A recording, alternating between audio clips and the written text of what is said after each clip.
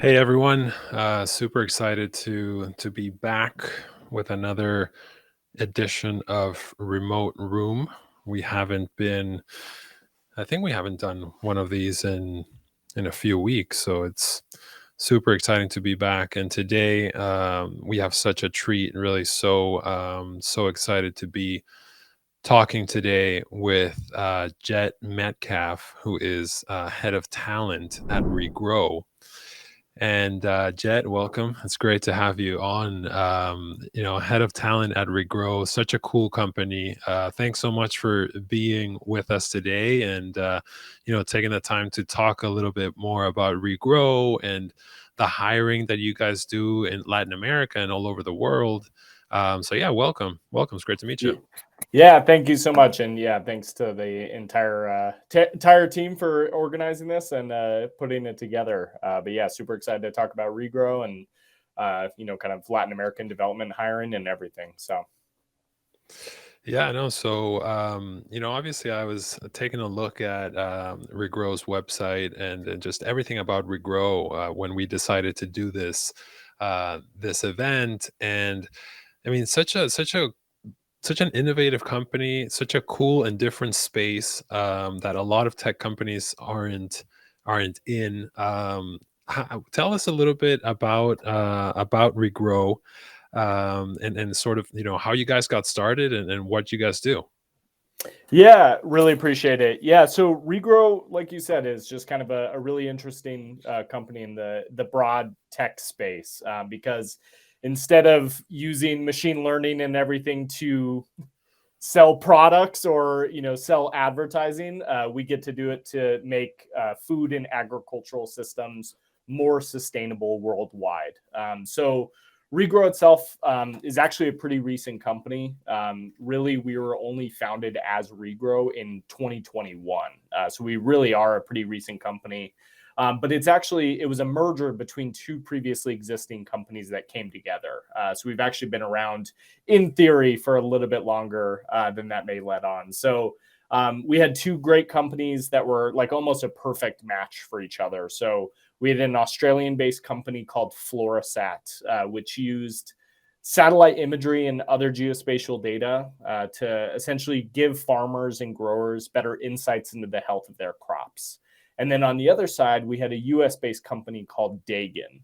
And Dagon was kind of a true research company, really focused on the science. And they had developed models that can be used to essentially analyze how plants exchange nutrients with the soil during a plant's life cycle. And through this work, they had developed one model in particular, which is the DNDC model, denitrification decarbonization. And it's a model that can be actually used to quantify and estimate how much carbon specifically can be taken out of the atmosphere and stored in the soil using regenerative agricultural practices, and really kind of laid the foundation for all of the sustainability work that we've done. But yeah, the two companies brought together, and we've just been growing ever since. So back in 2021, they merged together. And back last year in May, we raised our Series B round of funding. Very excitingly, we're able to raise about 38 million USD to kind Hey, of congratulations! growing. Yeah. It's always funny. Congratulations. It always sounds nice with the Series B, but it's like, oh It's a crap, now we milestone. have to do all the work that that money comes with. But yeah, Exactly. we've been growing like crazy.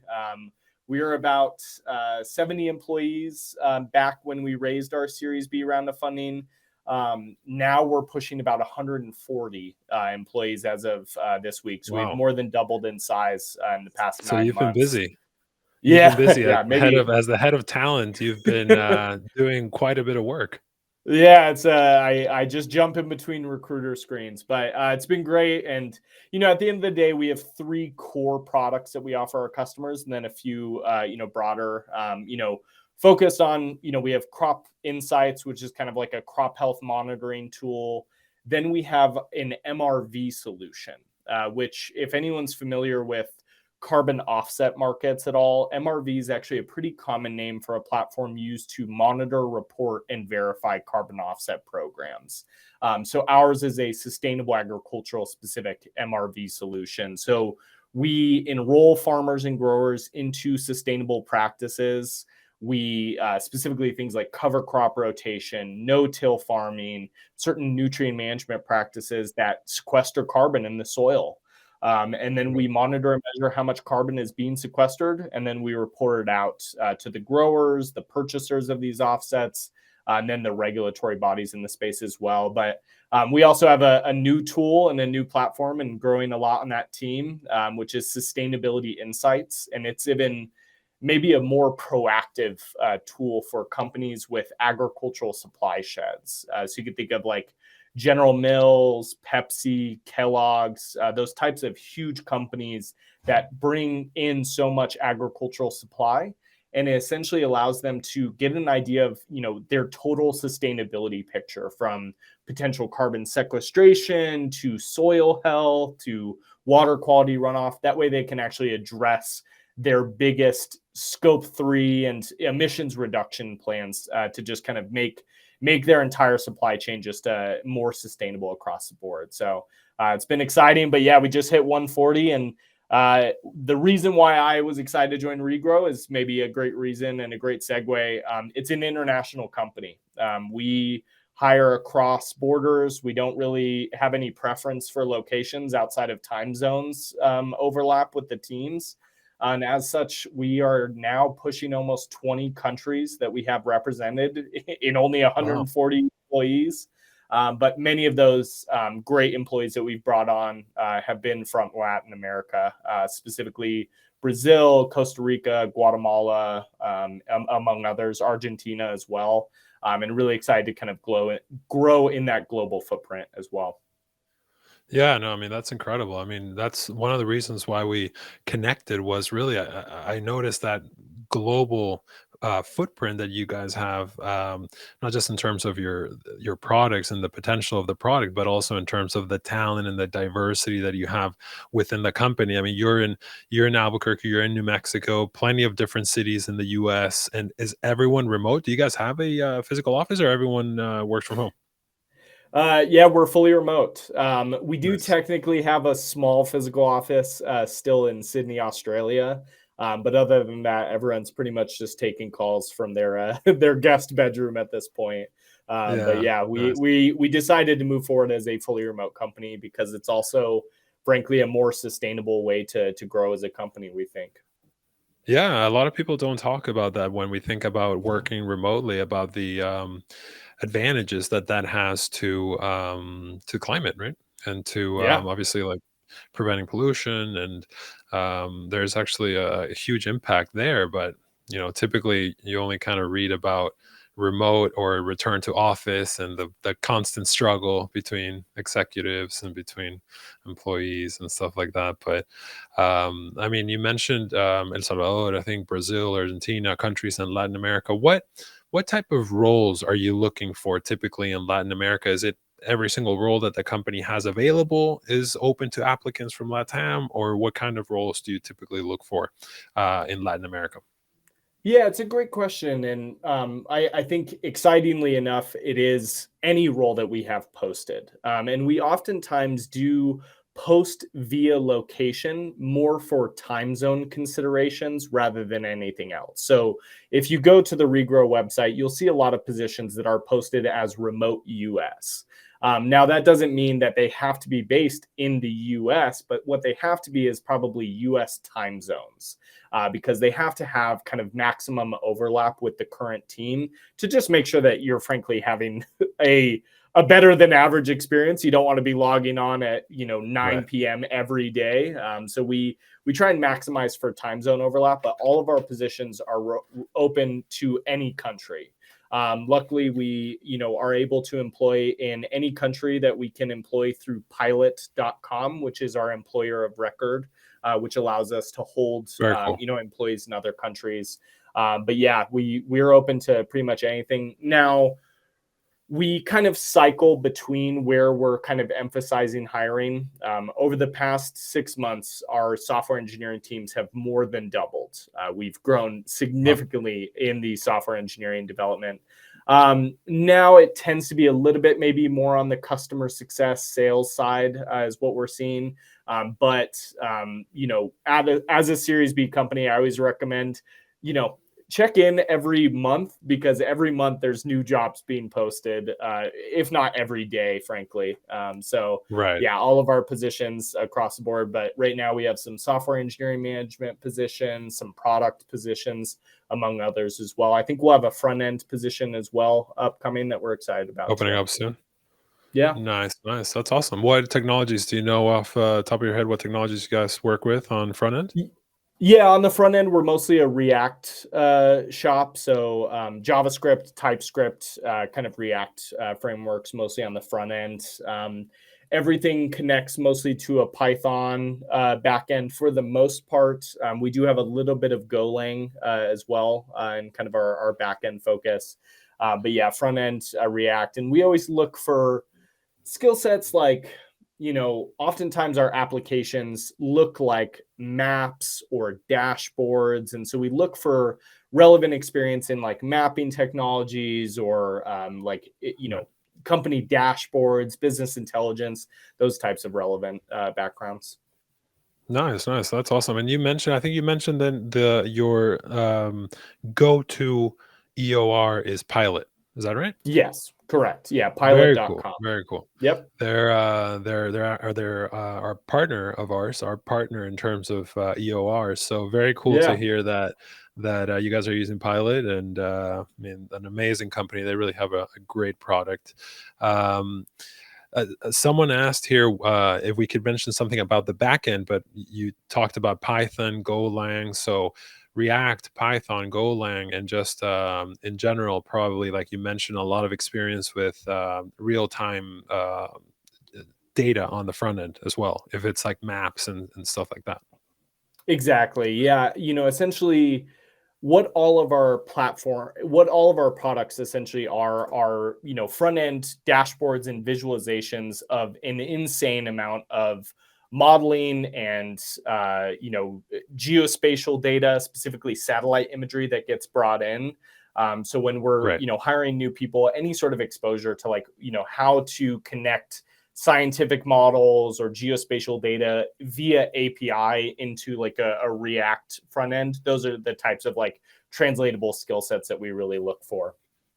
Nice, nice. And I mean, it seems like all of these tools are, and actually before I go into that, you mentioned pretty much every job on your careers page is open to applicants from anywhere in Latin America, anywhere in the world. But obviously preferring candidates that can work in in the Americas time zone, on this side of the planet. And so, what is? Can you share, or Eugenia, maybe we can find the careers URL and post that on the comments box right now, because it would be good as we're chatting for anyone that is watching that is interested in learning more about Regrow and the openings that you have open, to check that out. Check that out as we're having this conversation. Maybe they have some questions specific to, I mean, maybe not a specific job description, but something that they're seeing that they might need to work at the company. So, Eugenia, if you're able to post that careers page, because you guys have a careers page on your website, I'm assuming. Yeah, we've got a careers page and everything, and I can find it, Eugenia, if you're having trouble. I can drop it in the chat actually right now, pretty quickly. I'll drop it to you, Eugenia, and maybe you can Awesome. circulate that broader. Perfect, perfect. Yeah, I see it there now. So, yeah, awesome. Let's post that so that people can go in and actually check some of these openings out.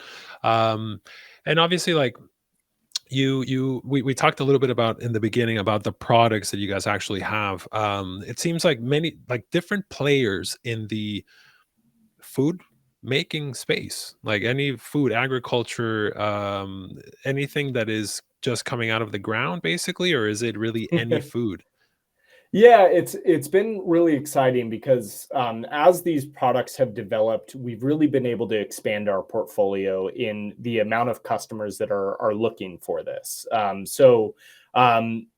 Across the world, in South America, Europe, North America, Australia, there is more and more need for sustainable food production. There are sustainability commitments. There are regulations coming that companies have to have things like net zero plans and commitments towards sustainability. And as our technologies become more prominent and having more features and everything, we are able to provide that visibility into their current emissions and their potential plan to reduce those emissions. And I always like to say that it's my favorite part is that we also get to make food better too. We get to have more sustainable food, Right. which everyone's going to need at the end of the day. And so yeah, we've really been able to expand, but we have three primary customer bases that we pull from.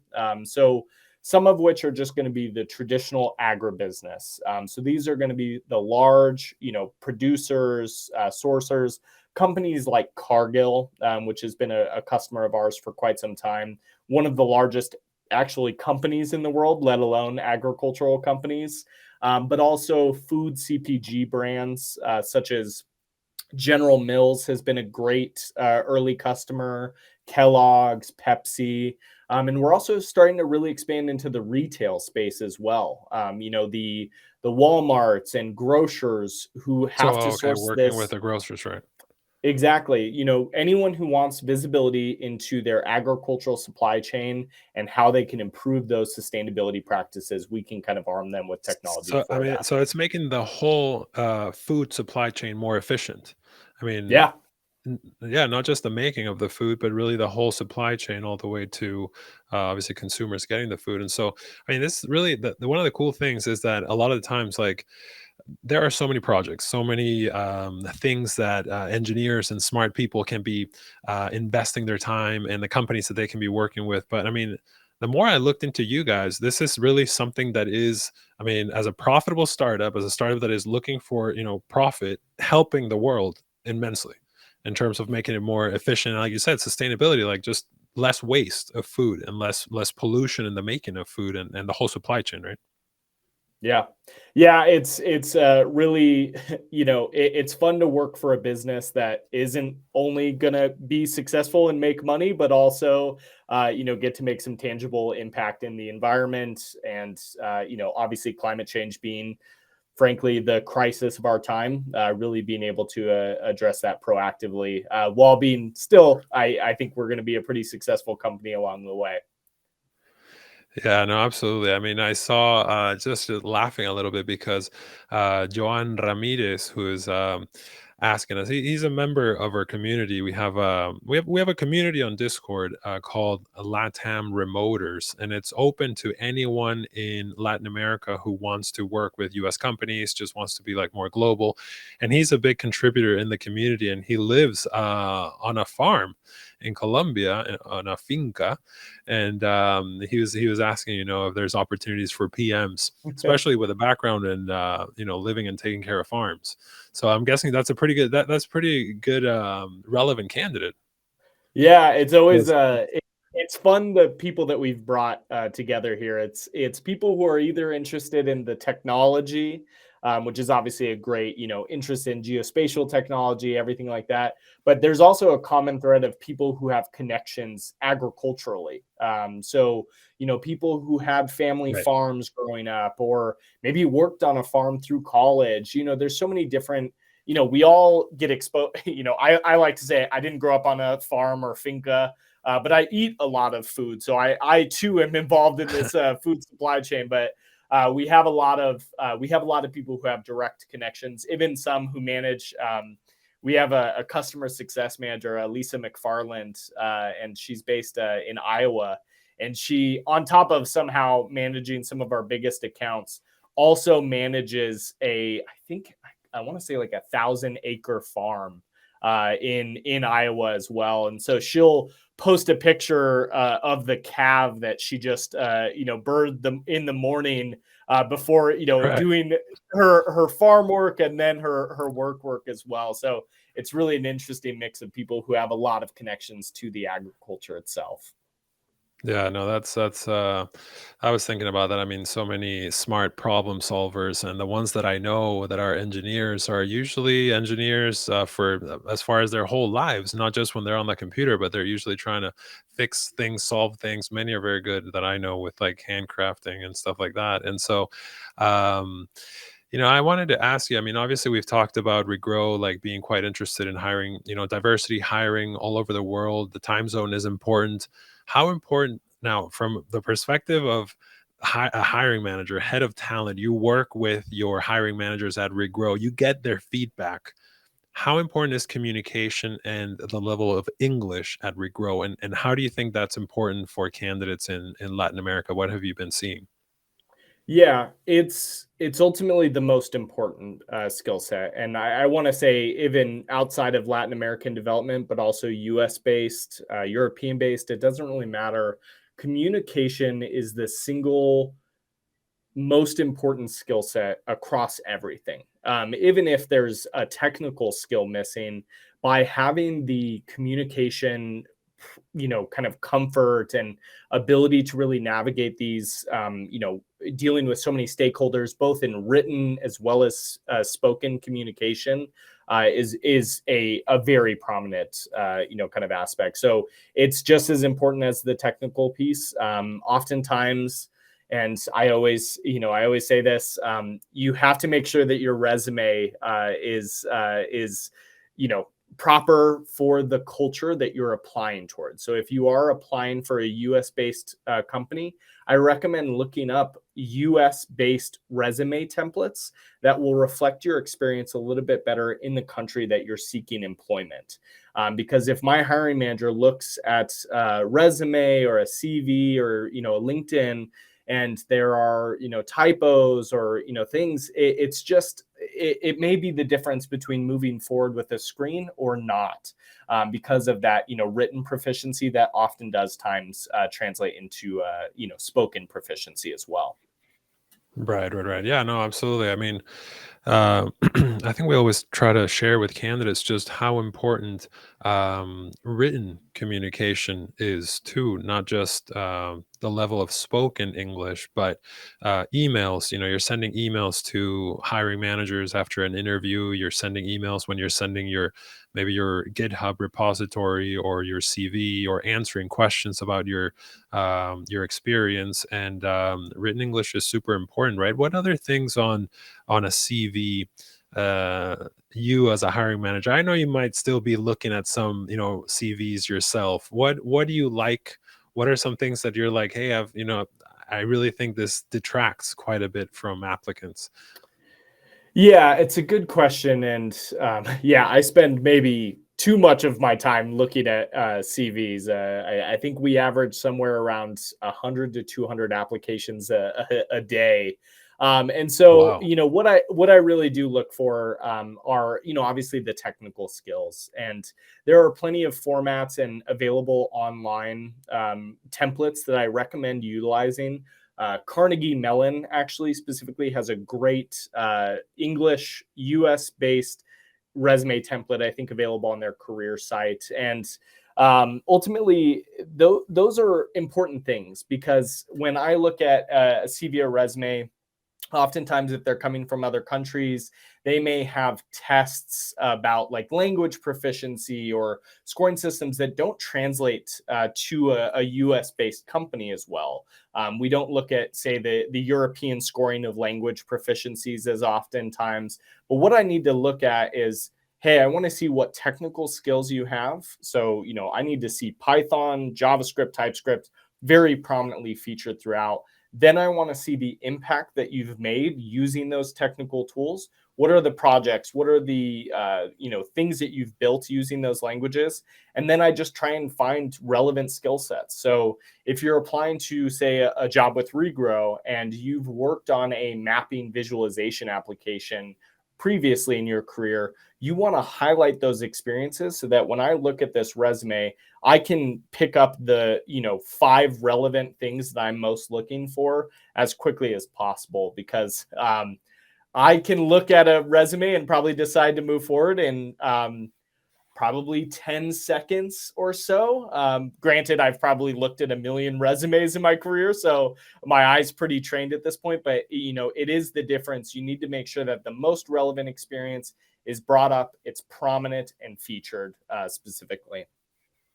Yeah, definitely. So what you mentioned about like having some meat on the CV, like some actual like description of the type of work that you did with certain technologies, seems to be pretty important for you to be able to assess if they have the right experience with the technologies, not just the technology itself, but what they did with it, right?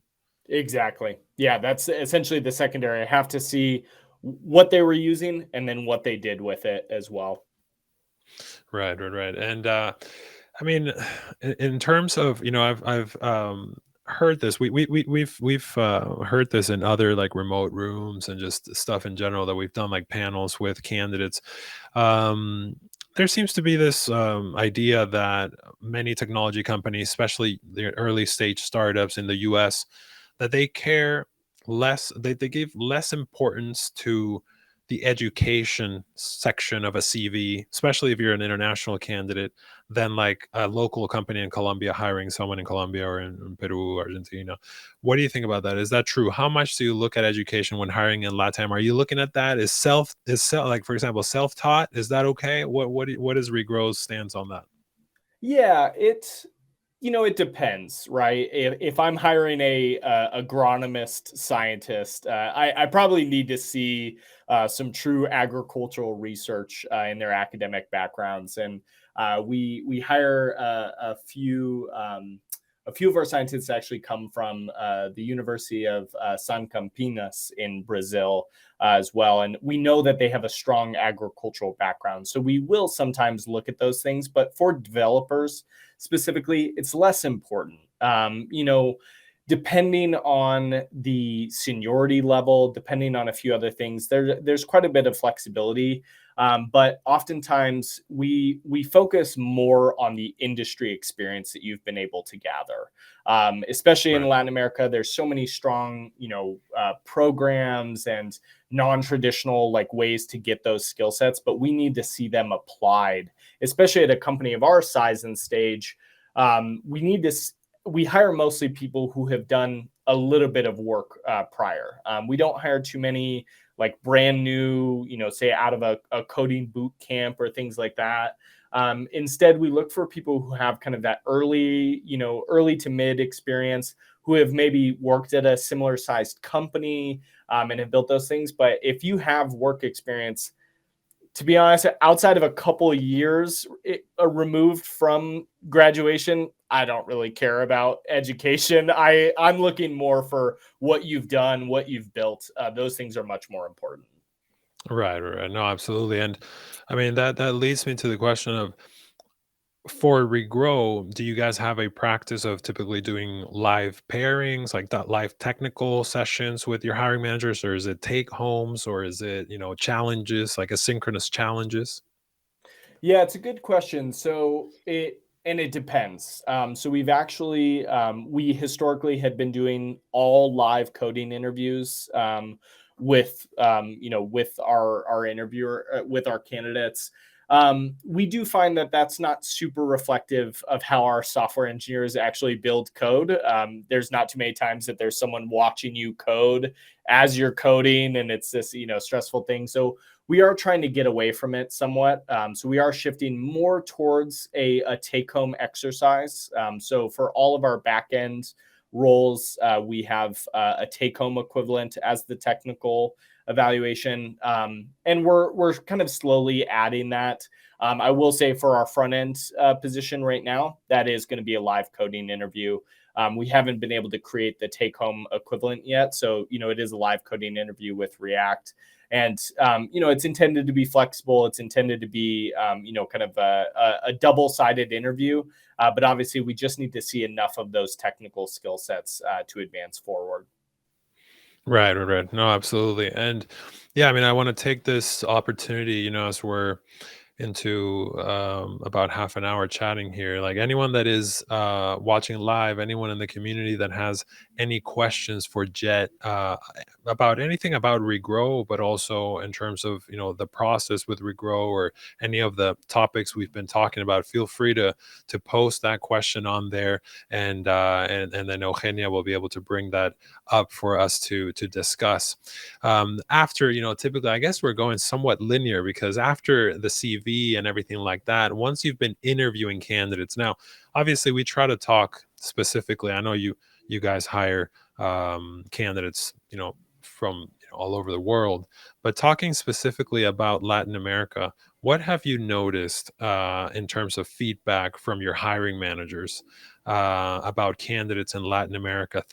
Patterns, things that you could share with the community that would help them sort of understand, what they could be doing better in interviews.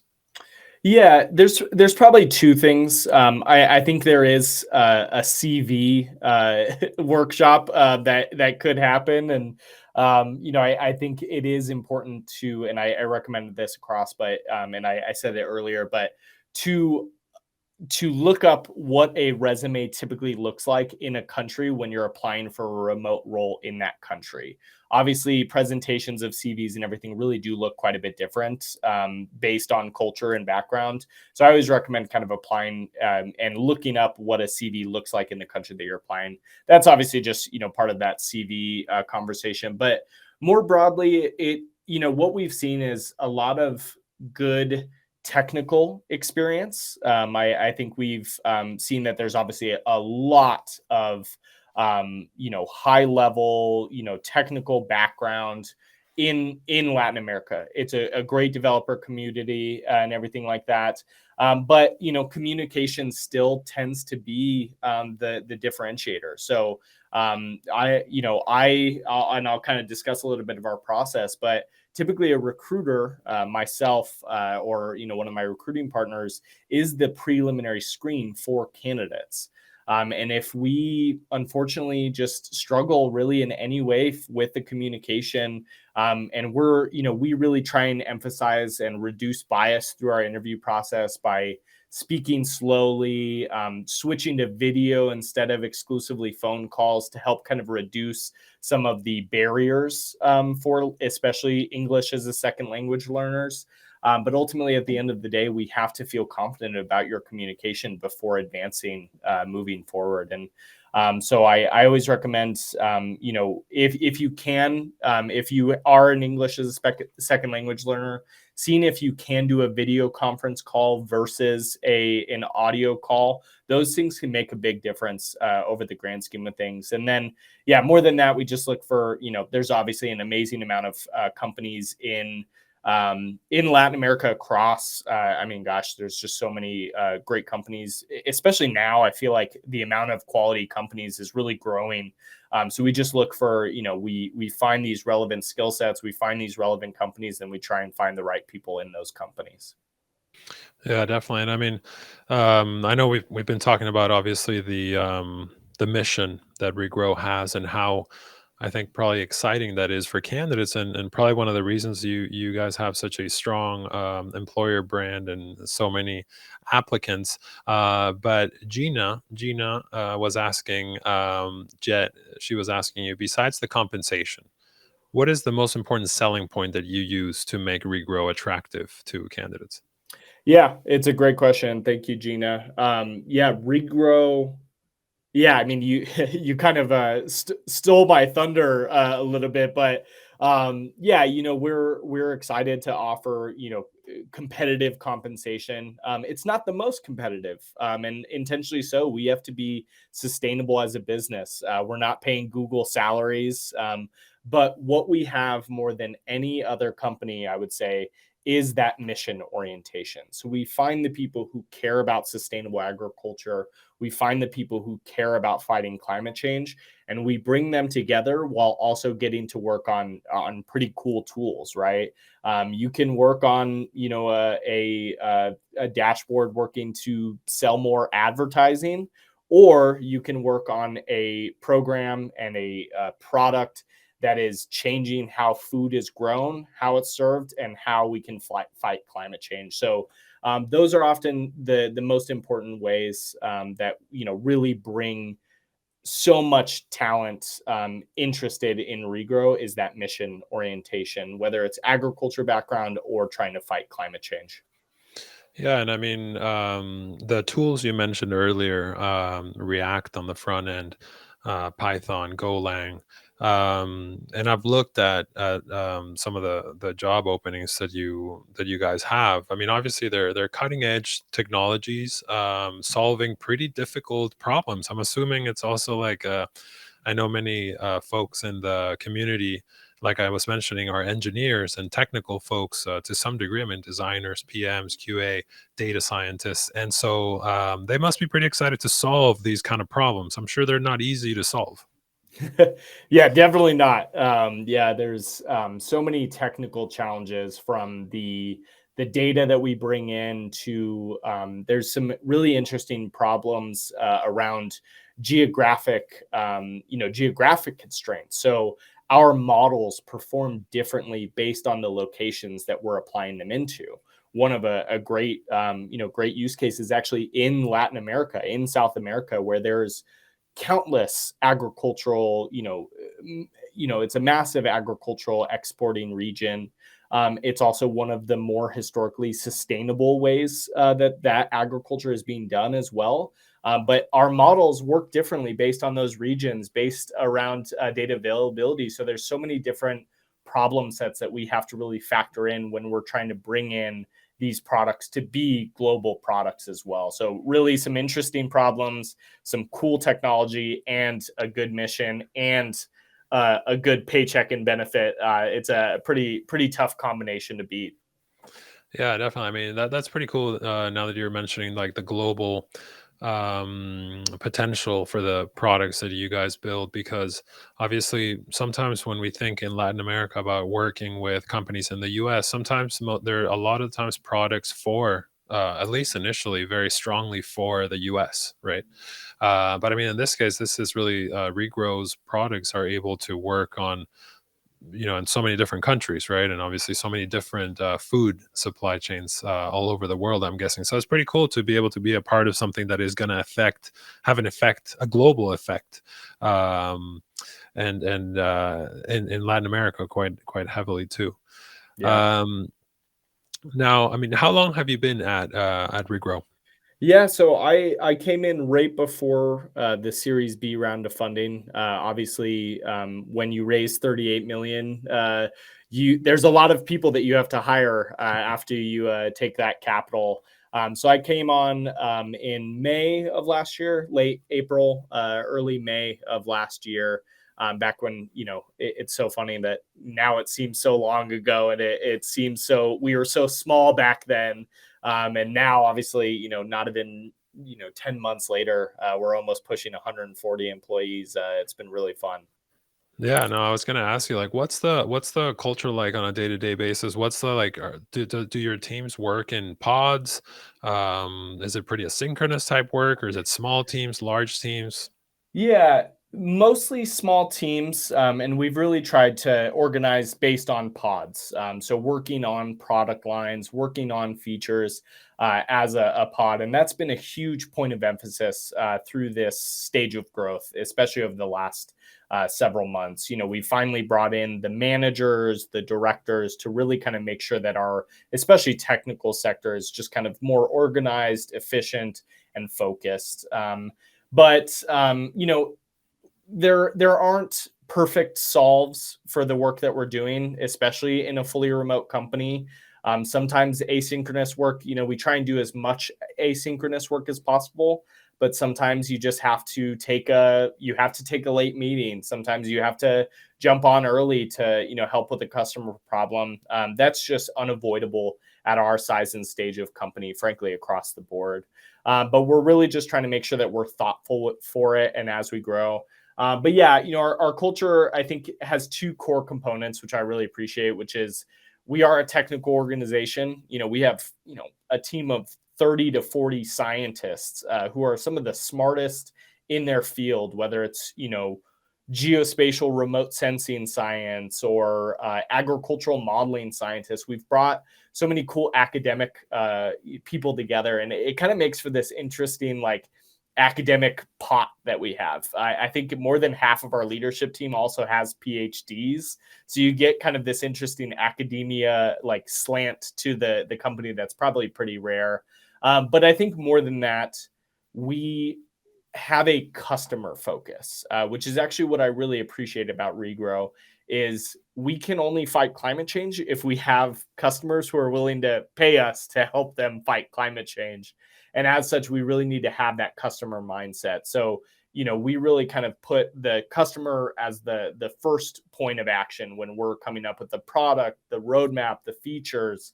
We're not just creating applications for, software engineering's sake.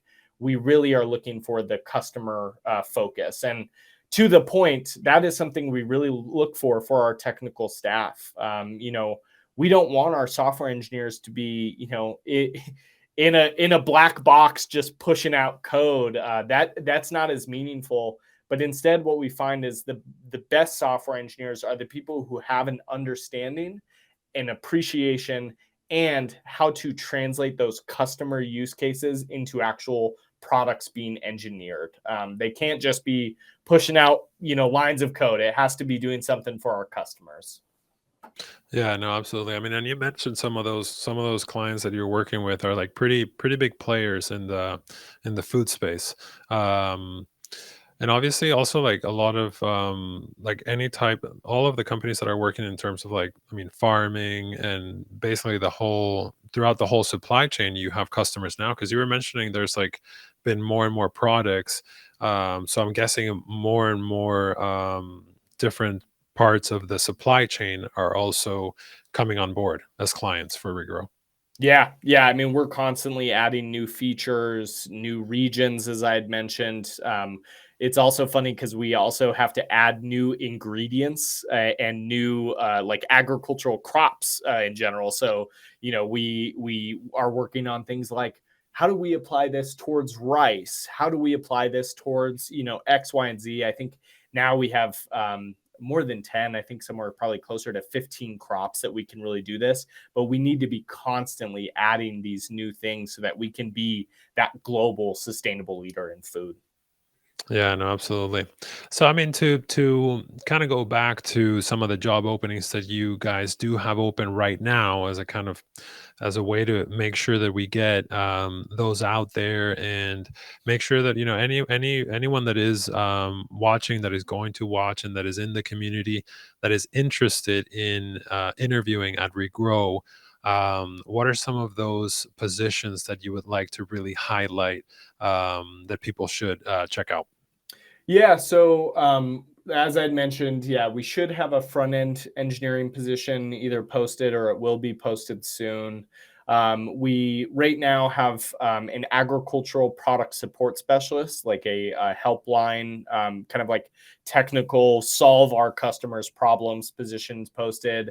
We have one software engineering manager position posted as well.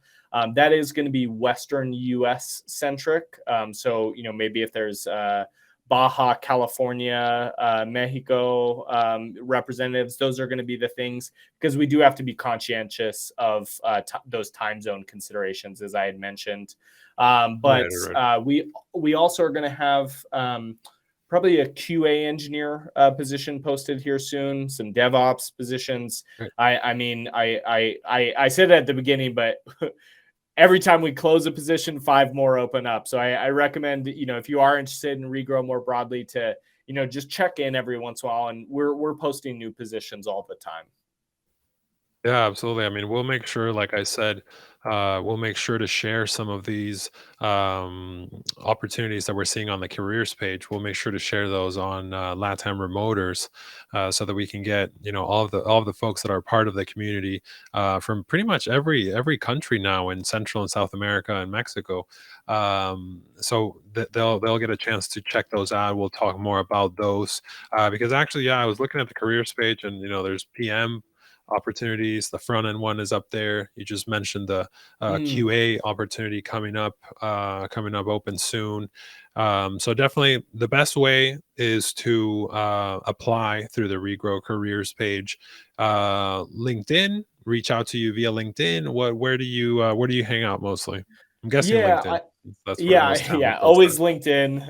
Yeah, I am a recruiter. But yeah, and this is more general advice too.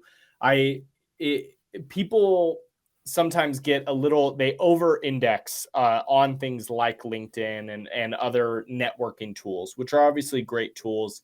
But first and foremost, you have to apply through the direct company website is preferred, Right. because if I do see a message from someone and then I don't see that there's an internal, an internal application, I probably won't move forward, just because there's this intentionality that's required. So I always recommend for job seekers to really kind of pursue a multifaceted and multi-tool approach. So apply online, then send a LinkedIn message, then follow up, and just kind of keep that consistency. However, I want to say we can't get to everyone. I can't respond to every LinkedIn message. I wish I could, but there's just not enough time in the day. So it really does require that intentionality and effort. And just kind of remaining hopeful. It's always discouraging to be on the job search. I know it is, but you just kind of have to keep at it and stay consistent with your job seeking talent, your job seeking tactics, to just be kind of forthright generally. Yeah, no, absolutely. I mean, thank you so much for, for coming on today. I know we've been chatting, for several weeks now about doing this event, and just, so excited to have you here with us today and just telling us a little bit about what Regrow does, the type of hiring that you're doing in Latin America and all over the world. I mean, you mentioned something which is key, that all of the opportunities are open to people in LatAm. You just, given the time zone, really there's a bunch of really really cool opportunities, not just in engineering, but obviously we spoke a little bit more heavily about those engineering and product positions. But yeah, thanks so much for coming on, Jet. And obviously we'll be chatting after this. And thanks to everyone who's been with us live and leaving their questions throughout. And obviously this will go out to every single member of our newsletter on LatAm Remoters. So yeah, it'll be really cool to see the effects of that and getting more people from LatAm at Regrow. Yeah. Well, thank you so much for hosting. Thanks to everyone involved, and yeah, thanks for joining. I really appreciate it. Thanks, Jed. We'll chat soon. Okay. Bye. Bye bye.